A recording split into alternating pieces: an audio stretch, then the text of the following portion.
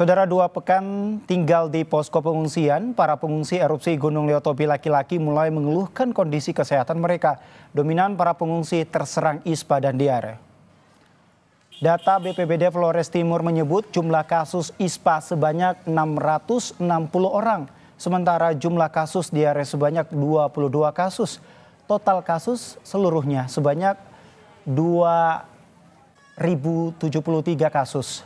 Pihak Puskesmas Leolaga menyebut, umumnya para pengungsi menderita ispa akibat terpapar abu vulkanik.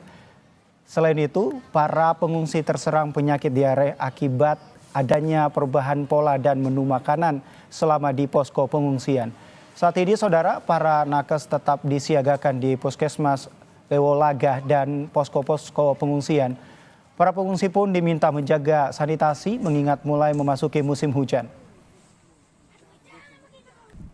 Sakit perut. Sudah berapa hari Mas sakit perut? Ini dari malam. Dari malam? BAB ulang-ulang menceretku apa pun. Makan minum ini kan masak umum jadi keras juga kita makan, minyak juga kita makan. Diare kemarin 30 orang. 30. Kalau asma itu sekitar belasan, 15.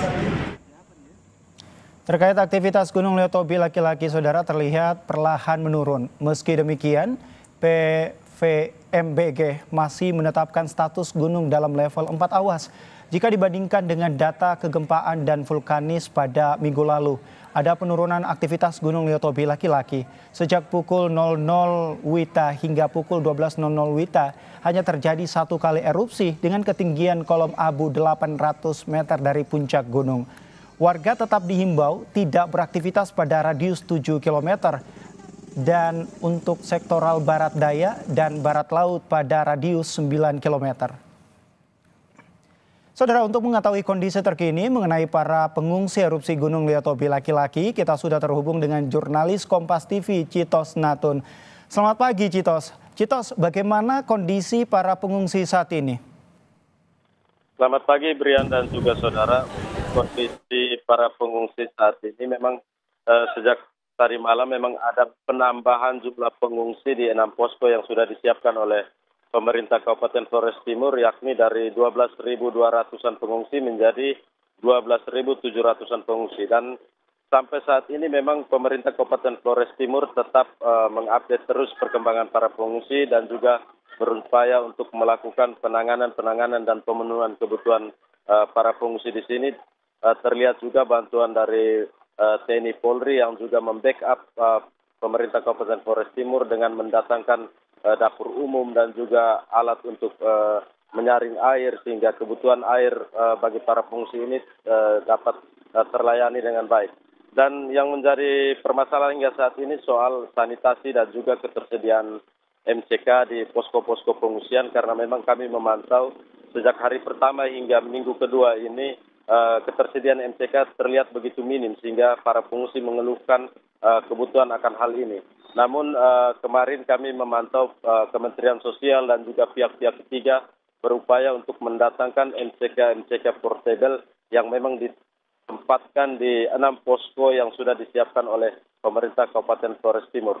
Sementara hingga saat ini para pengungsi memang dilarang untuk beraktivitas dalam radius 7 km, artinya mereka dilarang untuk kembali ke rumah-rumah mereka karena menurut laporan PVMBG aktivitas gunung ini terlihat masih tinggi meski dalam kasat mata tidak terjadi erupsi yang hanya didominasi oleh hembusan-hembusan, dan para pihak dari PVMBG sendiri meminta agar masyarakat tetap berada di posko-posko pengungsian sambil menunggu laporan selanjutnya.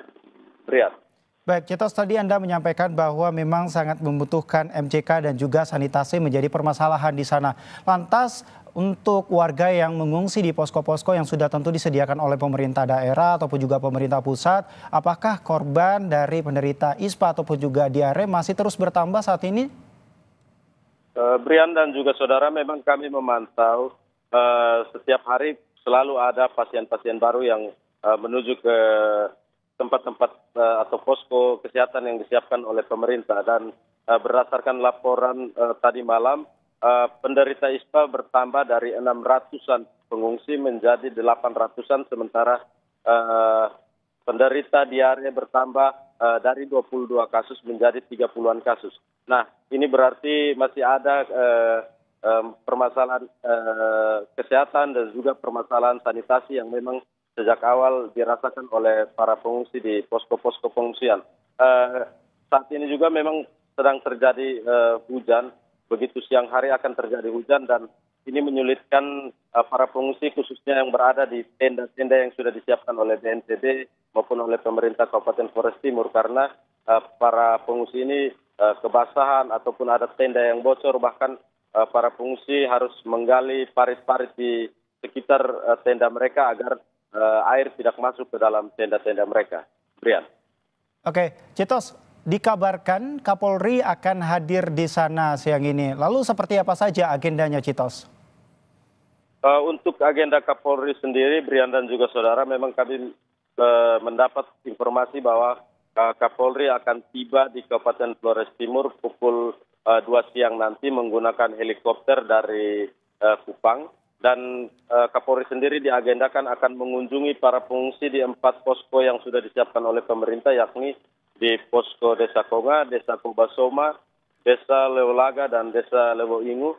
Dan di sana Pak Kapolri akan menyerahkan bantuan dan juga akan berdialog dengan para pengungsi, serta mengunjungi posko yang disiapkan oleh polisi sendiri, yakni posko di Desa Konga, di mana di sana ditempatkan personil-personil BKO mulai dari Polda NTT maupun dari Polda Mataram dan Polda Bali. Dan rencananya memang Kapolri akan kembali ke Jakarta pada sore hari nanti.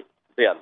Ya, tentu pengungsi dari korban letusan Gunung Leutobi laki-laki di Flores Timur masih terus membutuhkan bantuan alat kesehatan dan juga siang ini rencananya Kapolri akan berkunjung ke sana. Terima kasih atas laporan Anda, jurnalis Kompas TV, Citos Natun, langsung dari Flores Timur, NTT. Selamat bertugas kembali. Saudara, usai jeda kami